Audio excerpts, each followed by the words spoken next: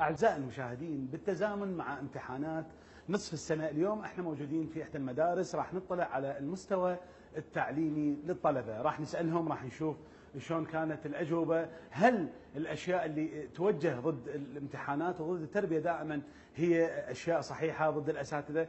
ويانا طالب بده يكمل الامتحان، أهلا وسهلا بيك. بالبداية نرحب بيك احنا. زين، ممكن نعرف اليوم شلون جاوبت؟ زين، الأسئلة شلون كانت؟ يعني أتمنى لو دقيقة أنتوا جاي تناشدون وهذا أخر، أنا أريد أحكي. أستاذ أنا أريد أناشد. وين رايحين؟ أروح وراك وتروح لي مريخ اليوم. اسمعني أستاذ، يعني إحنا الطلاب بس دقيقة. يا ولد كملت امتحان تعالوا، بس يجون الولد. وقف أنت هنا.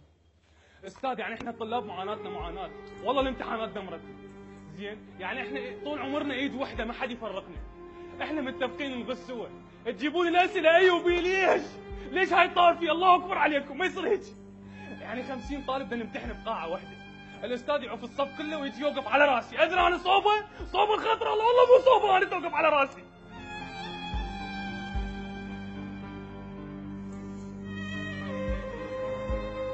يا أخي ما يصير هيك. ويجيك طالب لوقي يطلع من الامتحان يقول جاوبت الأسئلة كلها. أدري أشوفك بالدور الثاني ليش؟ أدري جاي سياحة الدور الثاني الخاطر على الله، ما يصير هيك. من القاها أستاذ؟ من المدرسة، من أهلي، أمي من أطلع الصبح أروح المدرسة تقول لي يمه لا تعوف شي فارغ، يمه والله راح امتحن ما رايح أزرع، والله ما رايح أزرع والله العظيم. يقول ليش ما تقرأ؟